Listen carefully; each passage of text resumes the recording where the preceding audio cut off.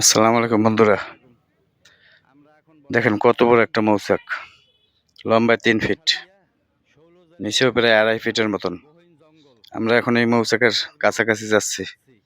সরু নালার ভিতরে দাঁড়িয়ে, মৌচাক থেকে মাত্র 15 ফিট দূরে। আপনাদের দেখার জন্য আমরা এই মৌচাকের পাশে, মৌচাকটা যখন কাটবে একটা মোবাইল সেট করে রাখছি, মানে এই মৌচাকটা যখন কাটে তার সম্পূর্ণ ভিডিওটা আপনারা দেখতে পান। সাথে থাকুন। এই আমার মোবাইল ভাই, সে হাতে ধোয়া নিয়ে গাছে উঠছে। ধোয়া দেওয়ার পর কি অবস্থা হয়, এই মৌচাক ছুটছে, মৌচাক থেকে মৌমাছি ছুটছে। আমরা এই মৌচাক থেকে মাত্র 150 ফিট দূরে দাঁড়িয়েছিলাম, তারপরও 3টে কামড় খেয়েছি, 2টে মাথায়, একটা হাতে। অসংখ্য বিষ, অসংখ্য বিষ। যারা খাইছেন তারা জানেন, যারা এর কামড় খান না তারা বুঝতে পারবেন না। দেখেন কিভাবে মৌচাক থেকে মৌমাছি ছুটছে। সব মৌমাছি চলে যাবে বাসা থেকে ধোয়া পেয়ে। অনেকে করে কি, এই মৌমাছিগুলোর পরে, এটা ঠিক না।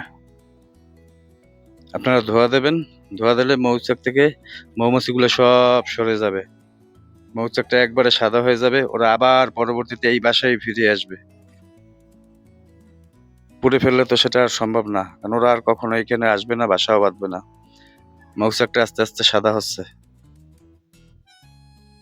এরপর যে মৌয়ের যে অংশটা, সেই অংশটা কাটা হবে সম্পূর্ণ। অনেকে জানেন যে সম্পূর্ণ বাসাটাই মৌ থাকে, আসলে তা না। এই মৌটা যেখানে থাকে শুধু সেই অংশটাই কাটা হচ্ছে। এই যে সাদা অংশটা, এই অংশটাই মধু থাকে। এর নিচে বাচ্চা, তার নিচে আবার ময়লার স্থানীয়দের।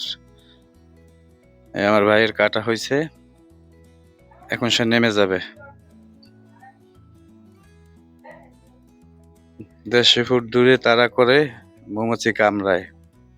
ভাবুন কিভাবে এর সামনে যায়, কত সাহস আমার এই ভাইয়ের। এই মৌ নিয়ে এই বাগানের যে মালিক, অর্ধেক তাকে দেবে আর অর্ধেক আমাদের এই মোবাইল ভাই নেবে। এই মধু বের করা হচ্ছে বাসা থেকে। এই গাছটায় প্রায় 3.5 থেকে 4 কেজির মতন মধু হবে। অর্ধেক আমার মোবাইল ভাই পেবে আর অর্ধেক ওই বাগানের মালিক। আশা করি সবাই এই ভিডিওটা সম্পূর্ণ দেখবেন, সাথে থাকবেন। যদি কারো অরিজিনাল মধু লাগে কমেন্ট বক্সে জানাবেন। ভালো থাকবেন। আল্লাহ হাফেজ।